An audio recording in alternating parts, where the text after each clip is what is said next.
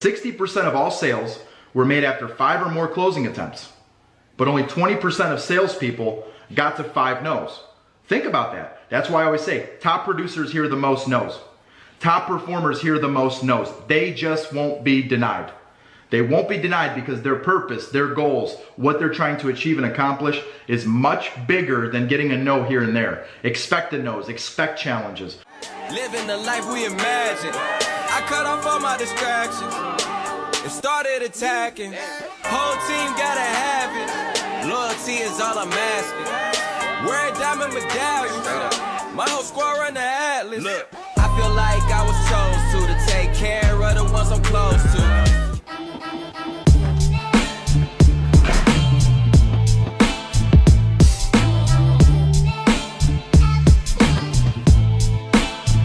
Welcome to another episode of Ask Mike Anything.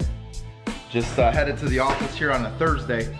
Love Thursdays. Couple days a week that I really love are Thursdays and Mondays. What I love about these days is we got everybody together. So I love team energy, getting everybody together like a family. I think it's really, really key in our deal. In any business, really time together. You know, they say in the Bible, says that as iron sharpens iron, so too one man shall sharpen another. And so it gives us the opportunity to sharpen each other. And so I'm headed over to the office right now. And so I just wanted to kind of intro this week's Ask Mike Anything and tell you guys that I can't wait to answer your questions. We got some great questions this week, and we can't wait to get those Sacrifice Creates Opportunity hats in for everybody so that we can get those hats in the mail. You guys can start rocking those as a reminder that, you know, sacrifice creates opportunity. Without sacrificing, you can't create an opportunity. So let's make it a great day today. Let's make it a great week. I'll talk to you guys soon.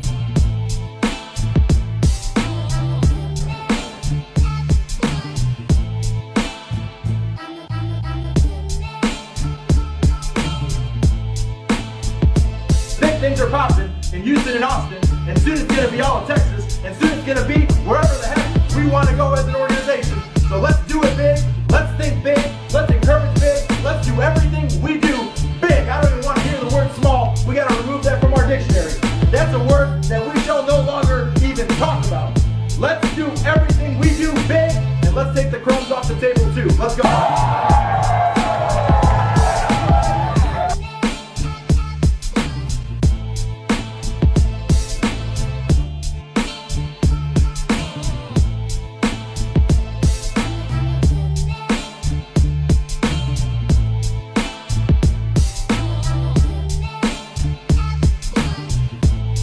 I'm on the road again, as you can see. It seems like I get a lot of this stuff done in the car. I'm headed over to the airport.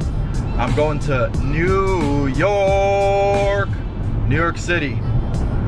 So New York City this week. I'm headed over to New York. Got some stuff going on over there. You guys will be with me on this journey. I'm excited to bring you along with me. And actually, the first question, I love it, comes from a New Yorker, Jason Bratton, good friend of mine. So Jason asks, most of us know or have been told culture is everything. What is some advice that you would have in terms of creating a winning culture?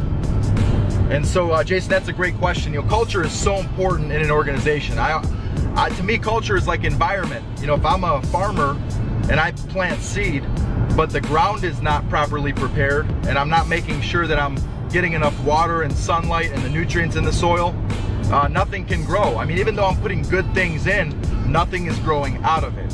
And so culture is really what I always say manages your organization when you're not there. You know, you can't be everywhere all the time, but your culture is always everywhere all the time. And so creating a great culture where people understand what is acceptable and not acceptable, what are the norms, what do we stand for, what are we all about, is so critical in business. And so, Jason, my advice on creating a winning culture is, first of all, you got to figure out, what do you stand for? What are the things that you, as an organization, are going to stand for? What are the qualities that you want to espouse? In other words, what is your brand? What's your brand going to be?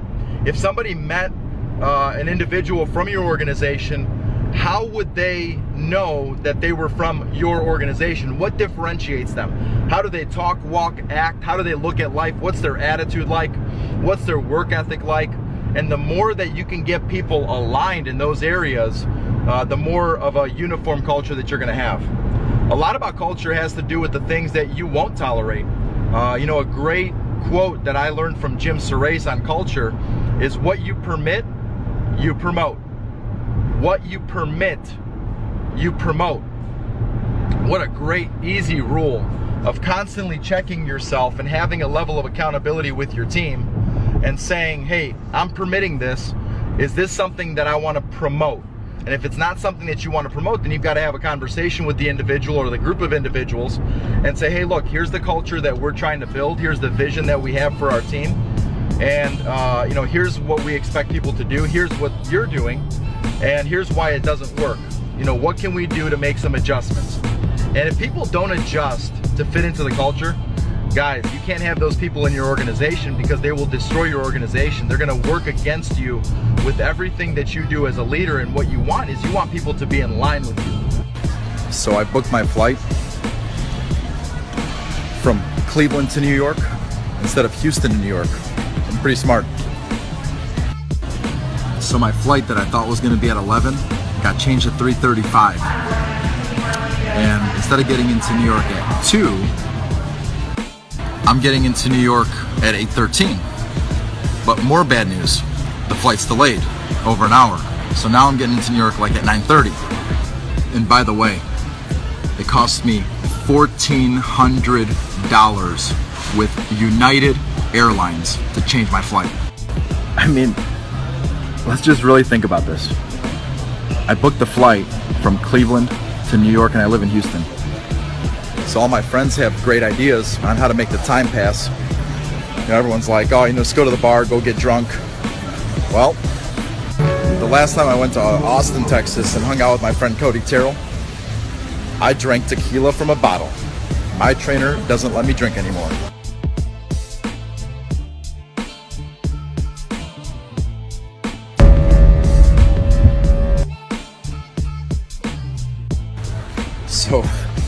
So I just landed in New York. It's about 10:30. We actually got to LaGuardia. We got to LaGuardia about an hour ago. We circled around like fools. Couldn't land the plane. How? So anyways, as soon as we land, I get a text from Unite. And believe it or not, just my luck, that earlier flight that I could have gotten on and been in New York like 5 hours ago, you know, they put my bag on that flight.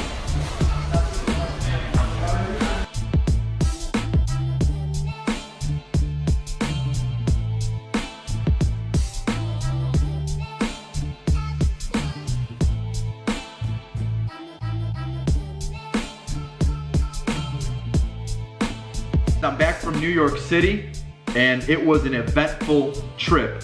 For those of you that follow me on Snapchat, you got to see exactly what happened. Needless to say, it didn't go as planned. And you know, in life, a lot of times things don't go as planned. As a matter of fact, the only plan that you should have is that things probably won't go the way that you anticipate them going. And so I think I've tried to embrace that as much as possible. Does it mean that I don't get frustrated? Of course I get frustrated. I'm a human being. Human beings get frustrated when things don't go the way that they thought they would go. But you know, nonetheless, you know, it ended up being a great trip. We had an awesome christening for Theo Pappas and his wife Kathy and their family for their youngest son Lucas. But I wanted to get back in and answer some of your questions. So the first question comes to us from Molly. Molly says, do you think being a parent has made you a better businessman?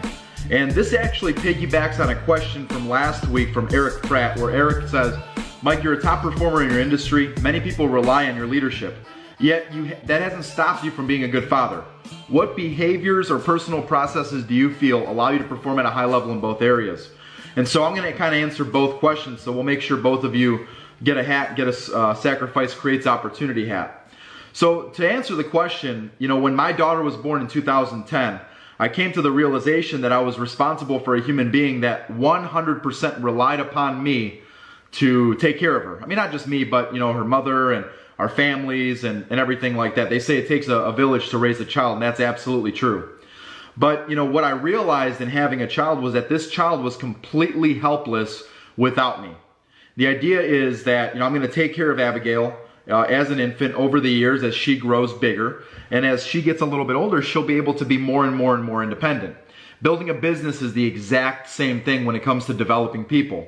A big mistake that people make in leadership is they hope that people know more than they really do, or they operate under assumptions. And so what it taught me was to be a lot more patient, especially when people are brand new in a business, because they don't know that much about the business. So they really rely upon me, upon our team of leaders, upon their leadership to be successful. And so this helped me to coach our middle level managers and our trainers a lot more, just because of the personal experiences I was going through as a father. And so I think it absolutely made me a better business person from a procedural standpoint, but then also from a purpose standpoint. This child relied upon me to be an example for her, to provide for her, to give her opportunities down the road like my parents gave me. And so it made me very serious about business, about planning for the future. And so I think in all different areas, it made me a better father. Let's go to the next question. This question comes from Courtney. Courtney says, Mike, I love the AMA. Thanks, Courtney. I was wondering what you think the most important characteristic that the most successful people have. So I think the most important characteristic, you asked that as a singular question. And so this puts a lot of pressure on me to come up with one solitary thing that I think is the most consistent. And I guess if I had to give you that answer, it would be character. Character is the foundation. When you turn on the news, a lot of times you hear about somebody losing their position as the CEO of a company or the president of a company or some leadership role. And most of the time, it's not because they're not competent at their job. They're losing it because of poor choices and poor decisions. Steve Greer, who is the president of the company that I work for, and he'll be the CEO. He's the gentleman that I had the opportunity to take over his organization in Texas. He uses the analogy of the shopping cart. He says, when you have a shopping cart and you go to the grocery store, what happens with it? I see people all the time, they leave the shopping cart in the middle of the parking lot and they let the parking lot fairy worry about where that shopping cart is gonna go. And it's really not right and it's not fair. The reality is that you should put things back where you got them from. These are simple rules that you learn as a child. But as we get older, we find that we can start shortcutting things and getting away with it because after all, there's no shopping cart police. No one's gonna arrest you for not putting the shopping cart away. But you know the difference between right and wrong. And so it's always about choosing the right or the wrong. It's always being, as much as you possibly can, understanding what the right decision versus the wrong decision is. Is it the right decision to procrastinate or is that the wrong decision? Normally it's the wrong decision. And so it's a matter of character, of choosing to do the right thing no matter what, even if you don't feel like it. That's the thing about integrity. That's the thing about character. That's the thing about doing the right thing. It's not about your feelings. It's about having a moral compass and having a context through which to evaluate situations. And it's very hard to do business with or to partner with somebody that you don't trust. Somebody that says that they're gonna do something and they don't come through. Someone that talks the talk, but they don't walk the walk. You've got to do both in life and in business. And so, character by far is the most important thing. Thank you for spending more time again with me on this Ask Mike Anything. We're gonna be doing another show next week. Please make sure that on this video that you like, you comment, and you share. And in the comments, if you could, throw some questions out there. Questions about anything that you're wondering about, or questions that you'd like to see answered. Maybe it's for somebody else in your life. We're going to try to tackle them and give you the best advice that we possibly can to your questions. And as our show evolves, as we do this a little bit more, hopefully you find that it's better and you're getting more out of it. We're going to work really, really hard to bring something that's valuable for you. Otherwise, we wouldn't be doing it. And I thank you so much for spending time with me. We can't wait to talk to you again. Have a great week this week, guys. Win each day, make the most of each day, and focus on making sure you do things that leave a great legacy here on earth, because it's the only thing that we leave once we're gone is our legacy and the impact that we have on other people. So make it an impactful week.